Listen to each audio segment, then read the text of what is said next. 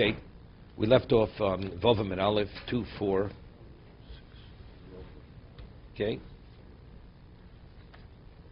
7 lines from the bottom.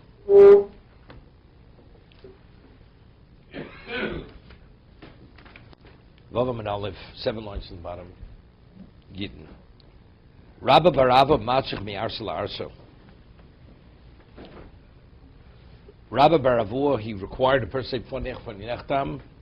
If you took a get, there's a chus from one row of houses to the other row of houses. You have 2 rows of houses, each side of Rishus HaRabim, and you're taking the get from one side of the street to the other side of the street. Rabbi Vu says the shliach has to say fonech fonechtam. Rav Shesam mishchun l'shchuna. You have, even on the same side of the street, you have 3 groupings of houses, 3 houses, another 3 houses. This is like from shchuna to shchuna. Normally in modern Hebrew, shchuna is like a neighborhood, is a shchuna. Rab Matzich, what? No. It means that 3 houses is classified as a shchuna. Rava says, Ba'usa shchuna. You have 3 houses. You take it from one house to the next. One's required to say, Fonech Fonechtem. So the question is, Rava says, what is the rationale? What is the basis for the shliach to attest to its validity, that it's not a forgery? So if you take it from one house to the next, this is within a grouping of 3 houses. So what's the difficulty? If the husband should come and contest it, go next door, they're going to recognize the signatures, you're going to be able to certify the signatures. They're not forgeries. So what does Rava say? Afilu b'osa shchuna. Even within the same grouping of houses, from one house to the next, you're required to say fonech fonechtam. So Mar says, Shaidi b'nei Mechuza, his community was Mechuza, the Naidi. The people are continuously traveling. So Rashi says, what does that mean? So Rashi explains, the people in this community, they don't stay home. They're continuously shetrudim b'schora. They're so consumed with purchasing merchandise, so their mind, it's similar to what we said earlier. So what is their mind? They don't even recognize their neighbor's signature. Since their mindset is always, they're traveling, then their focus is so not to be where they are, but to be elsewhere. They don't even notice what's under their noses, as we say. They don't recognize the signatures even within their own community. So it becomes a problem. So what happens? You have to certify a signature, and you want to call on the neighbor to identify the signature. He's not going to recognize it. Of course, it's true then, because they're preoccupied with schoro. That's the name of Chuza. That's what community you live in. No, that was his community. That was his particular community. We'll see. So there's a bottom tosis over here. The question is, in today's day and age, what is the mindset of most people? Are they like B'nai Mechuza or not like B'nai Mechuza? If we say in New York City, a person doesn't even know who his neighbor is, right? Let's say you bring a get from the 3rd floor to the 2nd floor. Understand? Somebody signs, definitely the shliach would have said fonei nechtam. Because if it should ever be contested, how are you going to be able to locate? Nobody's going to recognize the signature. See, and that's Rabbeinu Tam. Rabbeinu Tam says today, in Chutz Loretz, wherever the get is brought from, people, because they're preoccupied with their own situations, you will not be able to certify the signature. Therefore, the shliach must say fonei nechtam. Take a look at Tosas. Become posik Rabbeinu Tam. The hashta b'zman hazeh. Today, in our time, wherever you are, although we rule like Rava, the rationale for the shliach to say fonech fonechtam is to certify the signature. Lo mishum lishma. It's not because we're concerned about the proficiency of lishma. Kol mokom tzorich. The ashram chol makom is naidik from the because today everybody's on the move. People are preoccupied. They're not focused. And unless you certify it, it's going to become a problem if the husband should contest the validity of the document. And in Israel also. But today, all the documentation is scanned and out there someplace in a database and a search engine. But originally it has to be certified initially. You're right. I mean, if a person has an account in a the... signed document, and you'd be able to... It's not simple. It's not simple. It's not simple. It's not simple. Not simple. Not simple. Not simple. All the information you want in the search engine. Yeah. What happens to a person, with it's not relevant because we're talking about Jews. But let's say you have people who are in the country, they're illegal aliens. They don't have a bank account. Their signature's not in the bank. So you can't pull up these signatures. And they would sign a document. How would you ever certify such a signature? You'll never certify it. And what about if a person is not old enough? A person is he doesn't have an account. It's interesting. Rabbeinu Tam says in Kedushin, says that when you marry off your daughter, you should not marry off your daughter when she's a minor. Although father can, because it says, because what would be now she becomes an adult, she says, look, my father didn't consult with me. And it create a problem in the relationship. So Rabbeinu Tam says, today that we're in Golus, today that you never know, and today the father has the means that he could actually give the dowry and whatever he provide for the daughter, today that becomes the overriding factor. Today in Golus, because there's such upheavals and so many changes in many things, today the right thing is to marry off your daughter when she's minor if you're able to find a proper match for her. But again, it's all based on the situation. Today that we don't have that stability and that security of our communities, therefore things have changed. Same thing. Today, what's the focus? People are almost, we don't know what tomorrow will bring. So people are always putting away for that rainy day. So where's the focus? The focus elsewhere. But it's interesting. There's a famous, many years ago, when I studied for smicha, so I wasn't even 21 years old. So I studied for smicha, so I was pretty young. Shimon said to me, so normally when you study, you only have to study the first volume of Yoreh Deah. The second volume, which has Hilchos Nida, Hilchos Yain Nesach, many things, the laws which pertain to Chol of Yisrael, Pasakum, that's all in the second volume.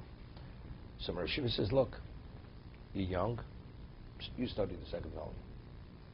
If you want to get the smicha, you have to study the second volume.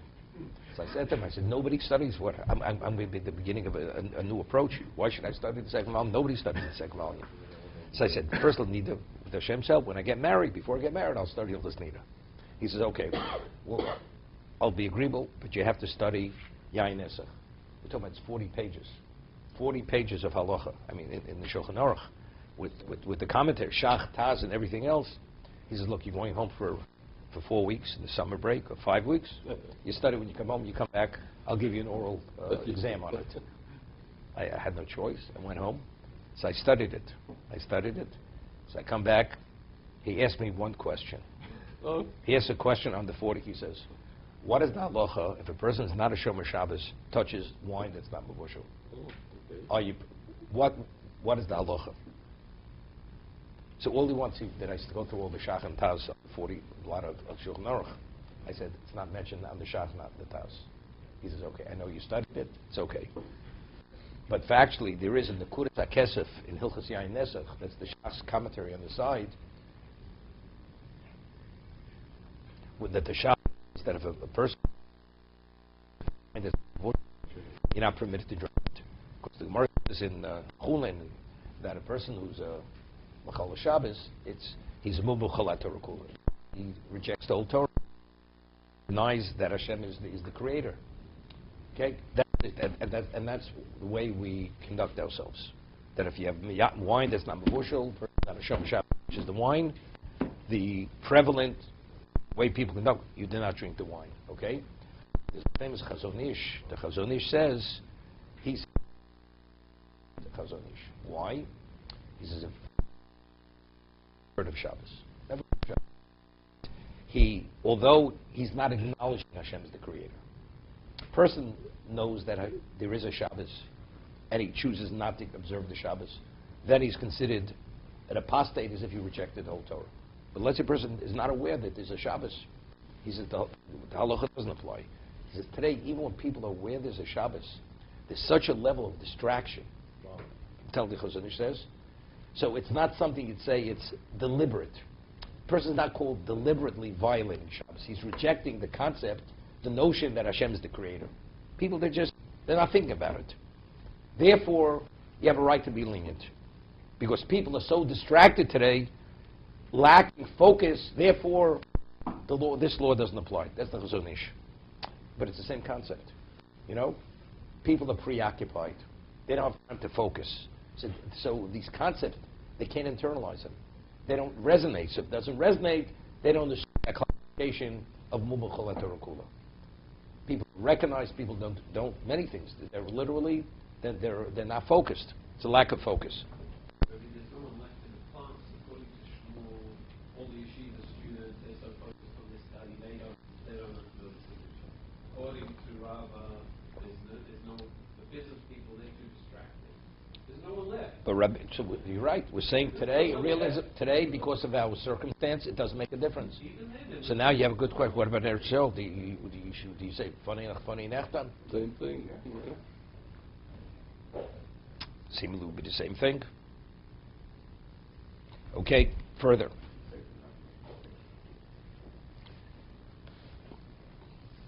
Rav Chonan Mishtoi Rav Kano, Aisi Gito Velo Yadano.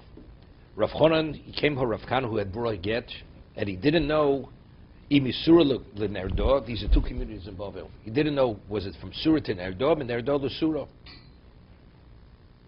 Also Kame to Rav. So he came before Rav regarding the get. So Rav, before it said that Bavel is Keret Shol Gitten, correct? So if that's the case, of course Rav is going to say it's not necessary. He said it's unnecessary. There's no reason for the shliach to say Fonech Fani Nechtam. The Avdis Anis. Yeah, he says, but if you do say Fonech Fani Nechtam, it has value. Now it's interesting. When the shliach says Befonech Fonech, we said earlier, seemingly he's only an Echad. He's only a single witness. So the Gemara says, so what do you believe in? So the Gemara says, we give him the standing of two, Mishum Agura Kilu Barabonan. Right? Really, it's rabbinical. Because on a Torah level, the whole substantiating, certifying the documents are rabbinical. So over here, because of Aguna, the woman is not going to be able to remarry, so we have a special dispensation. We have a special dispensation for what? For the woman, that the Eid Echad assumes the status of two. So maybe you would say, where it's necessary, we give him the force of two witnesses. But let's see in Eretz Yisrael, where it's not necessary, he's no better than an Eid Echad. So if he's no better than Eid Echad, let's say he does say Fonech Fani Nechtam. What's the value of that statement? At Eid Echad, so if the husband should come and contest the get, what would you be required to do? You have to locate two witnesses. The testimony of the single of the shliach would not be sufficient. You could say such a thing. Rav says no. If factually he does say Fonech, although Bavel is the equivalent of Eretz Yisrael regarding Gitten, my Iavdis Ahanis, the Osi Baal Ma'ara lo Meshkechinim Bey. Although Fonech is not required, so we would think maybe it's not required, he doesn't have the force of two witnesses. Rav is saying no, although that may be the case, but if he does say Fonech Nechtam, as they originally had legislated regarding the location where you do, he takes on the force of two witnesses. So if the husband should come and contest it, we totally ignore him. But if he doesn't say Fonech Nechtam? No, it's kosher. So then what? No, it's better. It's better. He's saying. I'm saying he doesn't have to. But if he can, no, if he doesn't have to, and he did say it. The shliach said it. No, I'm saying if he doesn't say it, what happens if the husband challenges? What happens there itself if the husband challenges? What does the Mishnah say? It says, "Yiskan b'chosamov." You have to locate two witnesses to certify the document. That's the Mishnah. So then we're saying that if he does declare, it's better. It's much better if he declares that. That's what he's no, but I'm explaining to you so what's the chiddush? Yeah. So I'm explaining what the chiddush is. What, you would say maybe you only give the shliach a force of two is because you have no choice. You have no choice. Because originally the Gemara said to send two witnesses to be the shluchim, it's too complicated. Right. It's too difficult. Right. So the woman has a problem. Right. How is she going to remarry if a get comes from overseas? So therefore, there's a special dispensation for this woman. Right. But what about if you can locate witnesses? You can locate them. Maybe you don't rely on this dispensation. So even if the shlich would say it, he doesn't have that value. That you may say that. So if the husband should contest it, what are you going to have to do? You're going to have to locate two witnesses. Rav is saying no. Any shliach, although he doesn't have to say it, if he says it, we give him the force of two witnesses. So if subsequently the husband does come, we can ignore him. We're going to dismiss the husband. Because we have, the testimony is the equivalent of two witnesses testified it to the validity of the document. So how does that, what is the mechanic of that? I understand what, the Chazal have a certain power to say certain things or legislate certain things. But Doraisa, the verse said earlier, you need nothing. No, you don't even need one midoraisa. Whenever a husband contests a get, or let's say I come with a document, a loan document, and the borrower claims it's a forgery. On a Torah level, the document has the force of a document that has to be paid. Rabbinically, we say it has to be certified. It's only rabbinical. So midoraisa, the document stands. Stands. That's one daf gimel. Midoraisa, kiyum. One does not have to substantiate a document. Midoraisa. So rabbinical. It's rabbinical. So that's why the Chazal have this power. Exactly. Exactly. I mean, they have the power. They could annul the marriage, but they don't have to do that here. Okay? But you would say, but maybe that's only because we're in the bar, we have no choice. Normally, you have to, when you normally substantiate, let's say, a monetary document, how do you certify it? Two witnesses. There's no such thing as nechtam, right? You have to get two witnesses to testify to the authenticity of the signatures. So I would say that's preferable. So here we have no choice. He said nechtam. But if Bavel is the equivalent to Eretz Gitten, bring two witnesses. Rabbi says no. Since factually, regarding get, there is such a dispensation for the woman, even when it's not necessary to say it, if he does say it, it takes on the force of two witnesses. It would apply. In Eretz Yisrael, the same things. We're going to see. We're going to cite an incident in Eretz Yisrael where Rabbi Shmuel says he should say it, because if he says it now, he's preventing a problem arising with the husband in the future. And a woman could be the agent to deliver. A woman could be the agent too, and she's also believed. Believed as if it would be two witnesses, male witnesses. Rabbi, is there any other example in Shas where one doesn't require two witnesses? Whether something's kosher or not kosher. Right? Is the meat kosher, not kosher meat? Right. Single witness is believed. The woman's believed. The woman neither. Right? Did the woman go to the mikveh? Did she check herself? Counting of 7 days. Right. We believe the woman. How do you believe her? She's a single witness and she's a woman.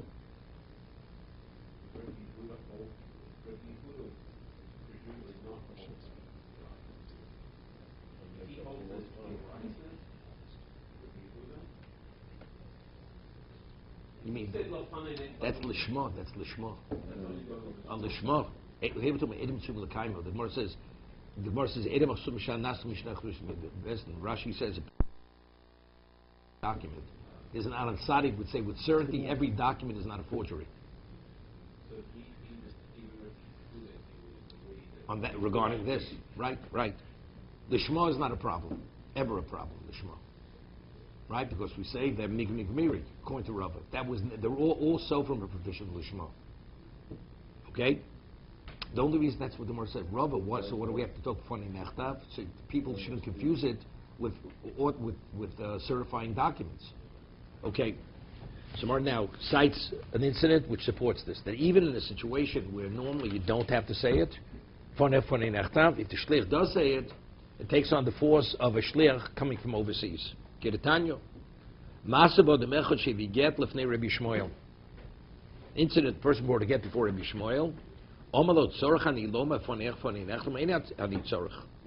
has said to Reb Shmuel, the agent, the shliach, do I have to say it or don't I have to say it?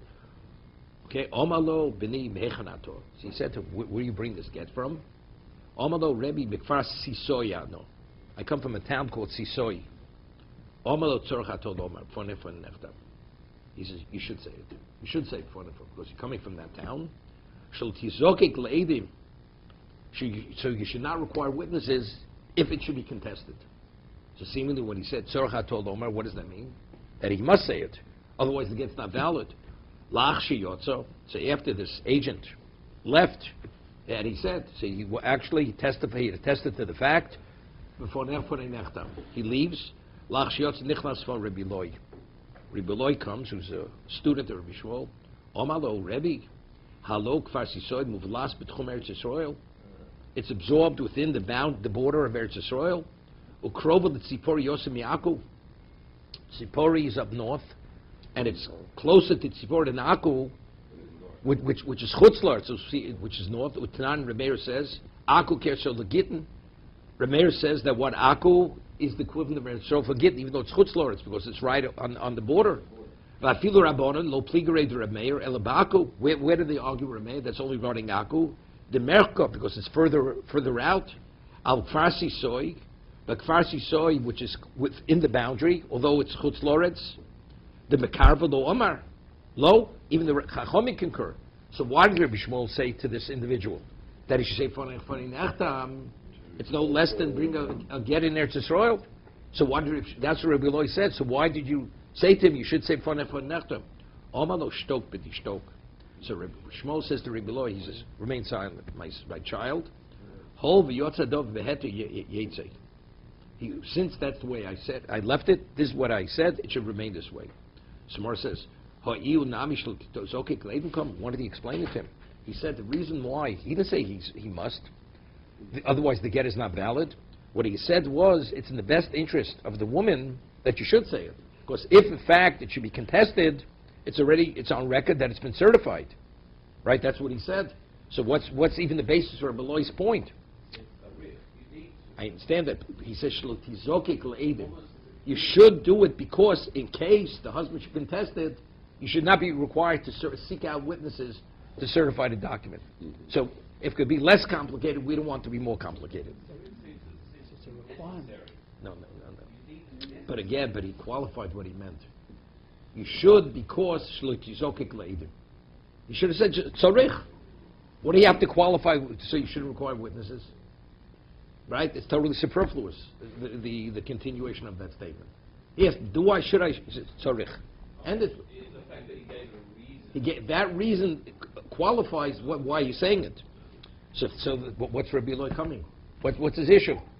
Rabbi Yishmael said clearly, the reason is not that you're required, but it's in the best interest of the woman to leave it finalized, that it cannot be contested in any circumstance. So he says, Lo simu kame. Then when Rabbi Eloi heard the story, he didn't hear the full story. He only heard that he said tzarich. So then he said, why tzarich? Right? It shouldn't be any different than Eretz Yisrael. So Mer says, if he didn't hear what he completed, he said tzarich. He meant to say, it's in the best interest of the woman that if in case the husband should contest it, the get has been certified, so therefore the husband's issue is not an issue any longer. It sounds like unless there is a declaration for an time, unless there is one, then the husband can challenge it and get to bring two witnesses. Correct. And if you have a even though, but that's the chiddush, even though it's not required. This is the chiddush. It's not required, but it sounds like it's a better way. It's better for the woman if you have someone declare. Correct. That's exactly what Rav said this, and this is what Rabbi Shmuel said. Rav is Namora. Rabbi Shmuel is a Tana. We were citing a brisa to support what Rav had said. He heard over. He wasn't there. He heard what happened. Or that says they didn't tell him the full story. They didn't tell him the full story. What was the agent here? The agent is the agent of the child. What does he care about the woman? What does he care about the best interest of the woman? No, it's not best interest, not best interest. He's coming to represent the husband that the get should be effective. See, he just wants to be instructed. Factually, he says, I know it was written this way, and I could attest. Right. Do I have to say it? He says you should say it. You know why? Because in case the husband, this is what Rabbi Shmuel said to the agent, in case the one who had sent you as his agent should come and contest it, the woman will not have a problem. That's... Is it free him from some sort of worry? No, the agent, he did his, even if he... Rabbi Shmuel, it's not even, I understand he wants to know exactly. The agent's not a Talmud Chacham. He wants... Exactly. And how could I do it best? So he's asking the rabbi to instruct him, what should he say? So he's saying you don't have to, but if you do say it, you think things will be set on a permanent level. No, he shouldn't. Does he have to? She says he should. It's no big deal to say. A lot of things are not a big deal. But if you don't do it, it doesn't work. Good, Robbie. How do we rule today? Do we make this distinction between Aretz and Nafus? We just said, Rabbi Ham says, wherever you bring it, you have to say Funny Nechtam. Today. Okay? Sholach le Rebbe Yoser. Okay, this is important here. Sholach Rebbe Yoser le Rav Chisda. Rebbe Yoser had sent a letter or a response to Rav Chisda. Gitten abo mishom makam. Gitten that are brought from Bovel to Eretz Yisrael. One does not have to say Panech Fanei Nechtam. We said from the time Rav came to Bovel, what happened? Bovel was Keretzel Gitten. Bovel assumed the identical status as Eretz Yisrael for Gitten, which means the Fanech does not have to be said. Okay? Ein Tzorchem Fanech Fanei Nechtam. So Leimuk Ksova Vishem Bikin Lishmo. Bani Gbiris, evidently, what's Rav Yosef? What's his position? The issue is Lishmo, and since Bovel, they have yeshivas there, they learn it. So because they learn it, Eretz Yisrael assumes the identical status of Eretz Yisrael. So Mar says, is it even to be considered that that's the rationale of Rabbi Yosef or Rava Islay the Rabba Islay the Rava? We said endless times over. We proved from the Abraisa that Rabba concurs with Rava. Everybody agrees. We're concerned about the husband coming to contest its validity. In addition, Rabba says something else. So if that's the case, if Yosef definitely could not just assume the position of Lishmo, El Kuliyam bin L'Kaimo. Everybody agrees. The issue of certifying document definitely has to be addressed. So what's the reason why the get that's brought from Bovel? So why doesn't the Shliach say Panech Fanei Nechtam? Kevon Diko Rabin the Salki v'Nachti Mishkach Shchichi. Since you find many Talmidim, they ascend and they descend. They travel back and forth between Bovel and Eretz Yisrael. So you have that flow of traffic. You have people. So if you have the continuous interaction, the communities continuously, so it's inevitable if you have to certify a signature, you're going to locate someone who will recognize that signature. And Rav does no big Yusai Turimi. He rejected Shmuel, that because they're so preoccupied in their studies, they're not going to be able to recognize the signatures. Right? That's Rav. Not Lishmo. Lishmo is never... We're saying he holds like Rava. Never. Not considered about reverting back. So that was our initial answer. No. That's only if you hold like Rabbah. If you hold like Rabbah, there's a question they may revert back. But if the original reason was only to certify the document, so there's no problem. You have no issue. So that's what he's saying. That since you have the flow, the continuous traveling back and forth, the interchange of students, so it's not a problem. So that works. That's as powerful as having someone say for an nefta, because the husband will be very he will not want to challenge it. No, if this is the case. That's the whole point. I think. No, definitely not. No. Right. The Mishnah says differently than Ernie Levy. No, but I'm saying... The Mishnah says, Eretz wait. Eretz do you have Sifon Fanei Nechtam? Eretz Mishnah says no. Okay. But it says, if it should be contested, Yiskaim B'chosamov. You certify it with the signatures. Right. But the husband's afraid to come. But what's the reason we don't have to... Because you'd be able to locate witnesses. Exactly. So wouldn't the husband be afraid of But you see, but let's say factually the husband does come. So we'll address it when he comes. But until he comes, we're not concerned. Because factually we'll be able to certify the document. Can I just answer just a side question on this, Rabbi? When it comes to a loan, if the lender claims that he wasn't repaid, and the borrower admits that there was a time where he was the borrower, we require but he repaid. We require that borrower to swear. The lender to swear. Is the lender to swear? The lender swears, because the lender has the document. The document is a certified document. Yeah, the lender claims that he paid, and for some reason the lender withheld the document. The borrower.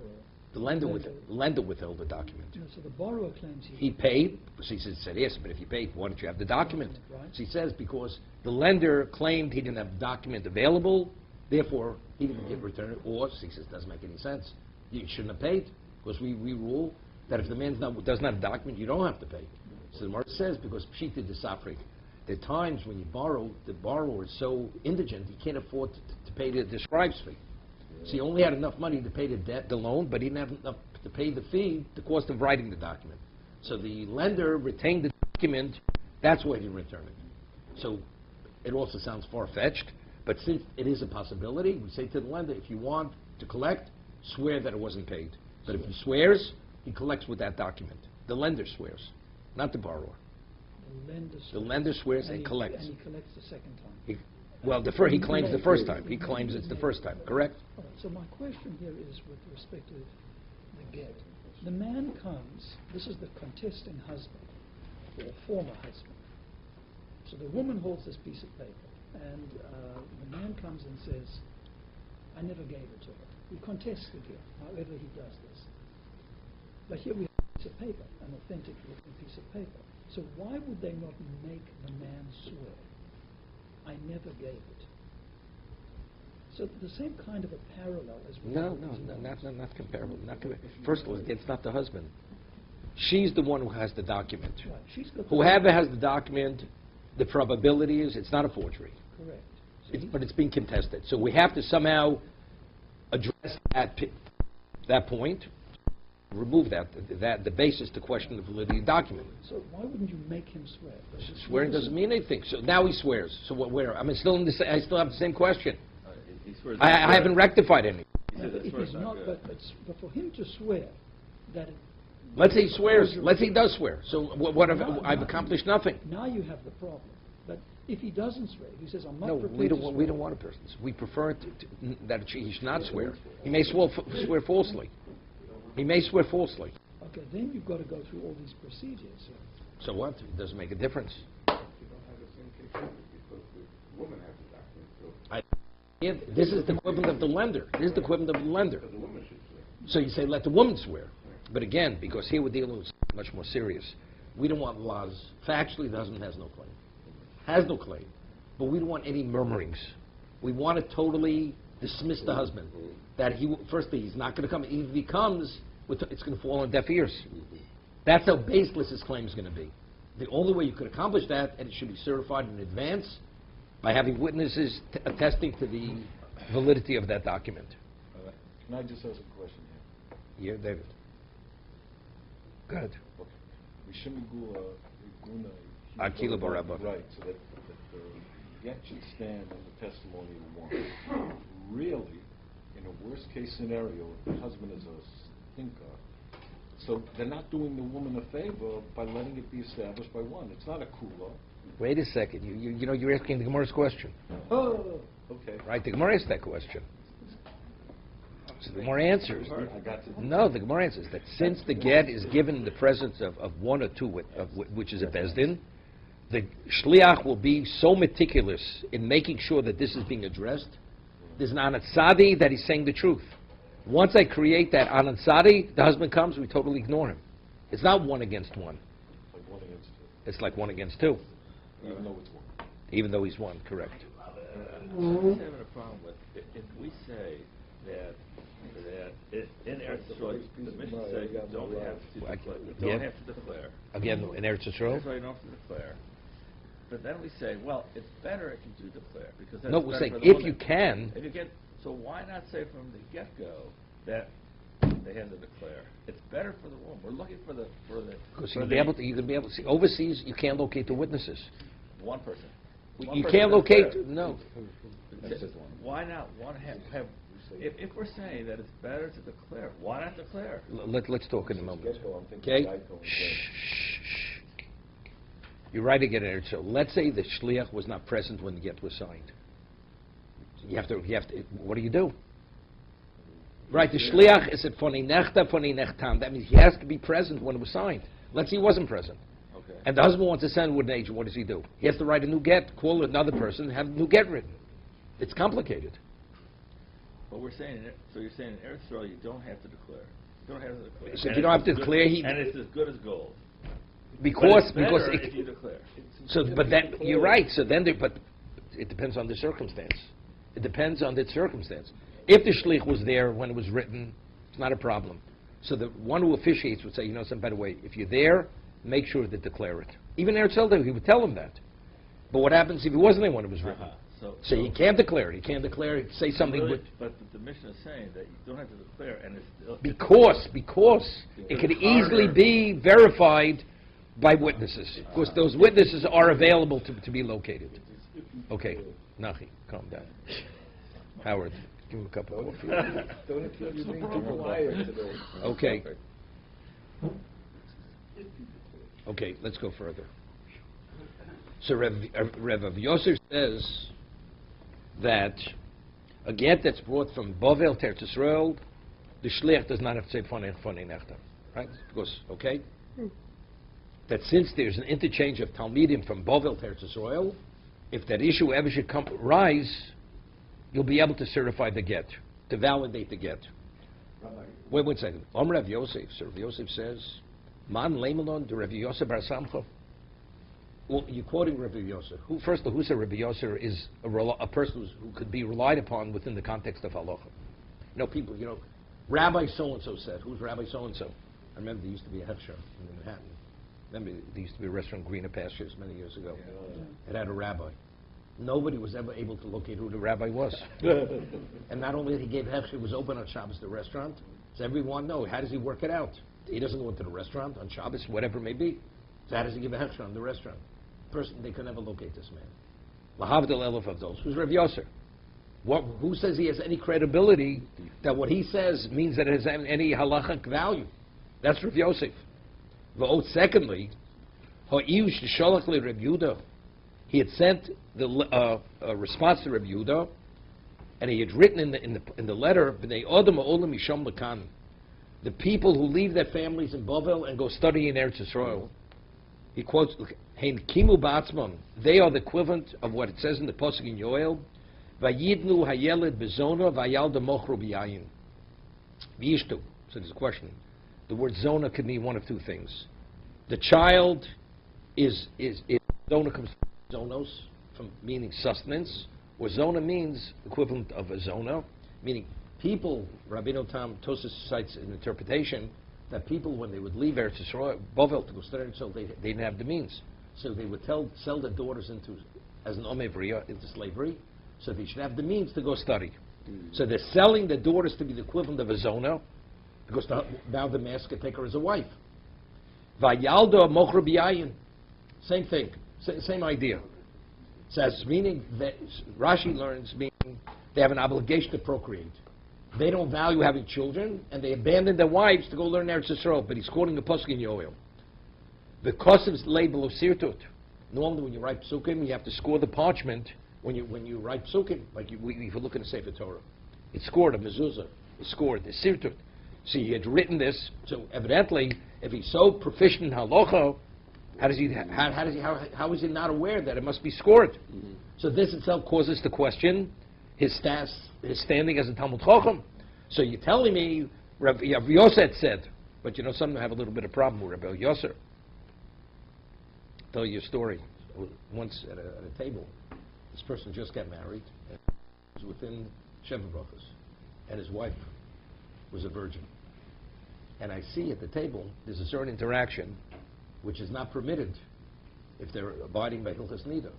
Handing the wine to one another, many things. There's certain things that you have to. So immediately I knew right away, something's not right over here. The person's not observing. Either he didn't study the laws, or even he did. He's not really. And I went over to him afterwards. I said, something. And he's a person who should have. So I said, did you study? Yes. I said, are you aware of that? Yes. So I said, so what's all this interaction? I was able to say it to him. And the man didn't have any sense, and he went and shared it with his wife. And his wife had a mouthpiece that they could put it up on eBay to sell it for I don't know what, like the donkey ring, and she was upset. Why am I meddling in their personal life? I said, something. You want to live properly according to halacha, you have to do it right. Otherwise, you're not doing the right thing. Lahavdil. If Rav Yosef is this reliable halachic opinion, how does he write psukim without scoring the parchment? This is Rav Yosef's question. But the one will answer it.